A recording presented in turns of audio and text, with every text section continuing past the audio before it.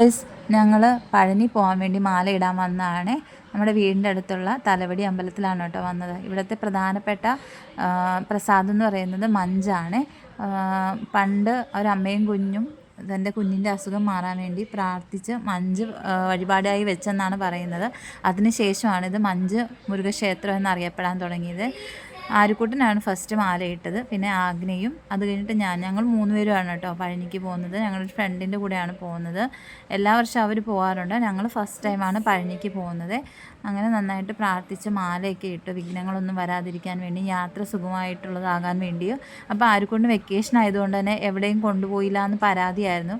അങ്ങനെ ആ പരാതിയെല്ലാം തീരട്ടെ എന്ന് വിചാരിച്ചിട്ട് ഞങ്ങളിതേ അമ്പലത്തിലൊക്കെ പോവാണ്.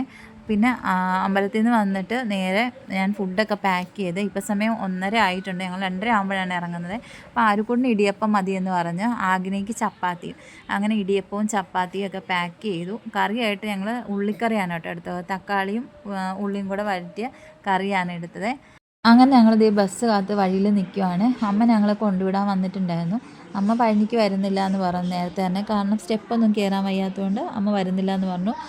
ബസ് വന്നു കേട്ടോ, കറക്റ്റ് ടൈമിൽ ട്രാവലർ വന്നു. ഈ ട്രാവലറിലാണ് ഞങ്ങൾ പോകുന്നത്, പഴവീടൻ. കഴിഞ്ഞ പ്രാവശ്യം ഞങ്ങൾ വട്ടവട മൂന്നാറൊക്കെ പോയത് ഈ സെയിം ട്രാവലറിലാണ്. വിമൽ ആൻഡ് ഫാമിലിയാണ് കേട്ടോ വണ്ടിയിലുള്ളത്. അപ്പോൾ ആര്യക്കുട്ടനും ആഗ്നേയക്കുട്ടനും കയറി ഉടനെ തന്നെ ചൂടെടുക്കുന്നു പറഞ്ഞ് ബഹളം വെക്കുമായിരുന്നേ. കുറച്ച് കഴിഞ്ഞപ്പോൾ പിന്നെ അവർ അഡ്ജസ്റ്റഡ് ആയി കേട്ടോ, കാരണം മഴയൊക്കെ പെയ്ത് കൊണ്ട് നല്ല ചൂടുണ്ടായിരുന്നേ.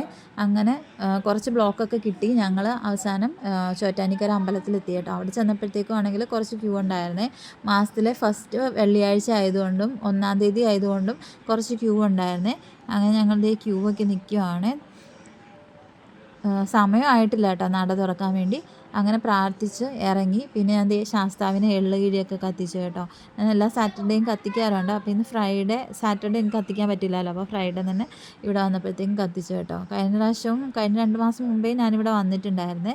അങ്ങനെ അമ്പലത്തിൽ തൊഴുതിട്ട് പാർക്കിംഗ് ചെയ്ത സ്ഥലത്തേക്ക് പോവുകയാണ്. അവിടെ ചെന്നപ്പോഴാണെങ്കിൽ എല്ലാ ബസ്സും പഴനിക്ക് തന്നെ പോകാനുള്ളതാണെന്ന് തോന്നുന്നു കേട്ടോ. കുറച്ച് പേരൊക്കെ അവിടെ സൈഡിലൊക്കെ നിന്ന് ഫുഡൊക്കെ കഴിക്കുന്നുണ്ട്. ഞങ്ങളൊരു ചായയൊക്കെ കുടിച്ച് അങ്ങനെ വണ്ടിയിൽ കയറി കേട്ടോ. ആര്യക്കുട്ടനപ്പം നല്ല ഉറക്കം വരുന്നുണ്ടായിരുന്നു. ആര്യക്കുട്ടൻ വണ്ടി കയറിയാൽ തന്നെ അപ്പോഴേ ഫ്ലാറ്റാണ് കേട്ടോ, കയറി കിടന്ന് ഉറങ്ങിക്കൊള്ളുവേ. ആർക്കും ഒരു ശല്യമില്ല. പിന്നെ ഉള്ളതെന്ന് വെച്ചാൽ അവന് ഫുൾ സീറ്റ് കവർ ചെയ്ത് അവൻ കിടക്കുവേ. ഞങ്ങൾക്ക് ഇരിക്കാൻ സ്ഥലം ഉണ്ടായിരിക്കില്ല എന്ന് മാത്രമേ ഉള്ളൂ കേട്ടോ. അങ്ങനെ 17 പേരുണ്ടായിരുന്നു ഞങ്ങളുടെ വണ്ടിയിൽ. പിന്നെ ഞങ്ങൾ പോയത് കൊടുങ്ങല്ലൂരാണ് കേട്ടോ. ഞങ്ങൾ വിചാരിച്ചു അമ്പലം അടച്ച കാണും, പക്ഷേ 1-ാം തീയതി ആയതുകൊണ്ട് തന്നെ അമ്പലം അടച്ചിട്ടുണ്ടായിരുന്നില്ലേ. അവിടെയും കുറച്ച് ക്യൂ ഒക്കെ ഉണ്ടായിരുന്നേ. ഫസ്റ്റ് ഞങ്ങൾ ആ മുത്തിയമ്മേനെ പോയി തൊഴുതു കേട്ടോ. അങ്ങനെ പ്രസാദമൊക്കെ വാങ്ങിച്ചു.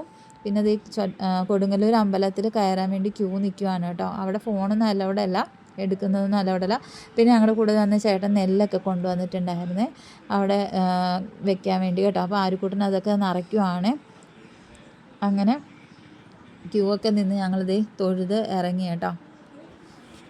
അങ്ങനെ അകത്ത് തൊഴുതിറങ്ങി കഴിഞ്ഞപ്പോഴത്തേക്കും ആര്യക്കുട്ടനും ആഗ്നേയക്കുട്ടനും ബാത്റൂമിൽ പോകാൻ മുട്ടിയിട്ട് വയ്യ കേട്ടോ. അങ്ങനെ ബാത്റൂമൊക്കെ അന്വേഷിച്ച് പോവുകയാണ്. ഞങ്ങളപ്പോൾ ആ സമയം കൊണ്ട് പുറത്തൊക്കെ നന്നായിട്ട് തൊഴുതു. പിന്നെ അവർ തിരിച്ച് വന്നപ്പോഴത്തേക്കും ഈ ആലയിൽ തൂങ്ങാൻ വേണ്ടി പോവുകയാണ് കേട്ടോ. ആര്യക്കുട്ടനപ്പം ഭയങ്കര ഷോയാണ്, ഈ ആലയിൽ തൂങ്ങണം എന്ന് പറഞ്ഞിട്ട് അവിടെ കിടന്നിട്ട് ബഹളമായിരുന്നു കേട്ടോ. അങ്ങനെ ആര്യക്കുട്ടനെ ഞാൻ പൊക്കിയെടുത്ത്. ഇപ്പം എനിക്ക് പൊക്കാനൊന്നും പറ്റുന്നില്ല, അവനിപ്പോൾ വലുതായില്ലേ. പിന്നെ ഞാൻ കുറച്ച് നേരം പൊക്കി, പിന്നെ വിമൽ കുറച്ച് നേരം പൊക്കി. അങ്ങനെ അവിടെ കിടന്ന് അങ്ങോട്ടും ഇങ്ങോട്ടുമൊക്കെ പിള്ളേർ ഓടി കളിച്ച്. പിന്നെ അവർ നേരെ പോയത് നമ്മുടെ ജമുനാപ്യാരി ആടിനെ കാണാനാണ് കേട്ടോ. ഞാൻ ആദ്യമേ ചെമ്മരി ആടായിരിക്കുന്നു കേട്ടോ. എൻ്റെ വീഡിയോസൊക്കെ പകർത്തി. അതിന് ശേഷം ഞങ്ങൾ നേരെ പോകുന്നത് ഗുരുവായൂരാണ് കേട്ടോ. ഗുരുവായൂർ അവിടെ റൂമൊക്കെ എടുത്തിട്ടുണ്ട്.